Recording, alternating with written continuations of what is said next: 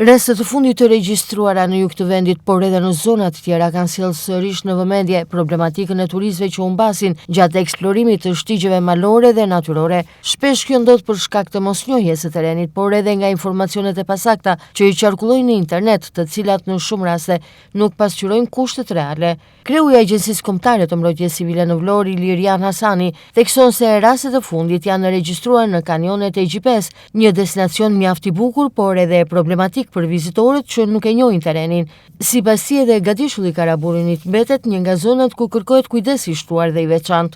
Jo vetëm për zonën e jugut, por për në gjithë Shqipërinë ka pas problematika të mëdha me turistët të cilët vinë të pashoqëruar, nuk e njohin mirë terrenin, dhe shpesh gënjejnë shtigjet e hedhura në këto aplikacionet që janë online, por tek të cilat nuk ka përshkrime të terrenit ashtu siç është në realitet. Rastet e fundit kanë qenë në jug dhe dy raste kanë qenë njëra mbas tjetrës, ka qenë në kanionin e Egjiptes, i cili është një kanion i mrekullueshëm, të thoshja, për ata që e njohin se çfarë është alpinizmi, por gjithashtu edhe shumë i rrezikshëm. Ai është një lloj kurthi nga të dyja drejtimet, edhe nga hyrja nga poshtë, nga deti dhe nga hyrja lart nga poroi. Sepse rruga të shon deri diku dhe pastaj bllokohesh. Kjo ka ndodhur pothuajse të gjithë turistëve. Gjithashtu rrezik paraqet edhe Karaburuni, edhe pse në pamje duket i thjeshtë, në fakt është shumë i ndërlikuar dhe shumë i vështirë. Në një moment ku ti mund të mbasësh shtegun, ndodhesh në një kurth natyror, pra ndodhe mes shkëmbimeve, mes shkurrave të cilat janë pakalueshme. Hasani nënvizon se guidat vendase kanë një rol shumë të rëndësishëm jo vetëm për të shoqëruar turistët gjatë eksplorimit, por edhe për të dhënë atyre informacionin e nevojshëm mbi terrenin dhe rreziqet. Ai shton se edhe vetë turistët, veçanërisht ata të huajt, duhet të informohen siç duhet përpara se të nisin një itinerar, pasi në disa raste situatat problematike kanë rezultuar edhe serioze. Edhe pse në jug të vendit nuk janë regjistruar raste të rënda, në zona të tjera të Shqipërisë ka patur madje edhe humbje jete. Dy raste kanë qenë në Gjipe, kanë qenë në raste me rrezik për jetën. Njëri ka dalë prej Andeja nga forcat në aksion për nxjerrjen e tij kanë qenë forcat e policisë, forcat e bashkisë, të zjarfikses, të mbrojtjes civile.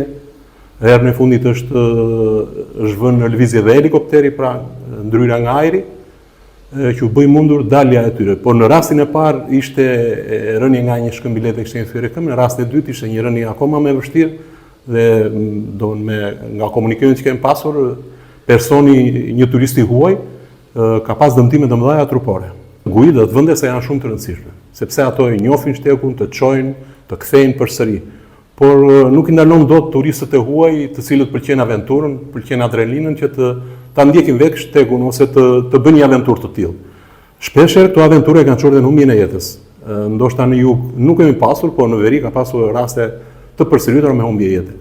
Referuar rëndësisë së informimit paraprak, Hasani thekson se njohja e terrenit dhe marrja e informacionit të saktë janë thelbësore për një eksplorim të sigurt të shqigjeve turistike.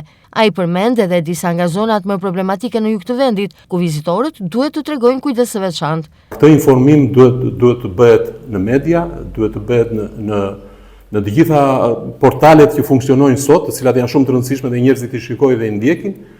Po kështu është e rëndësishme edhe për ata që bëjnë guidën, të cilët hedhin shtigje online, duhet të përshkruajnë cilësitë e shtegut, duke vënë brenda edhe vështirësitë që ka, edhe momentet e rrezikut dhe jetë cila do të ndihmonte turistët. Po flasim për jugun.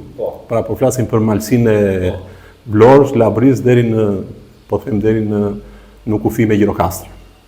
Nga malet më të vështira është që paraqesin rrezik janë malet e Çipinit, siç janë si Margmal, Çipini Madh, Çipini Bolenës, është po ashtu Mali Çekut.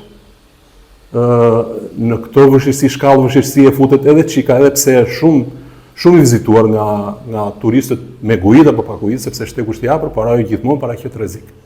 Vetëm gjatë javës së kaluar u regjistruan 2 raste problematike në kanionin e Egjipes, aty ku u desh edhe ndërhyrja e strukturave të emergjencave civile, madje në një prej rasteve u përdor edhe ndërhyrja nga ajri për evakuimin e personave të bllokuar.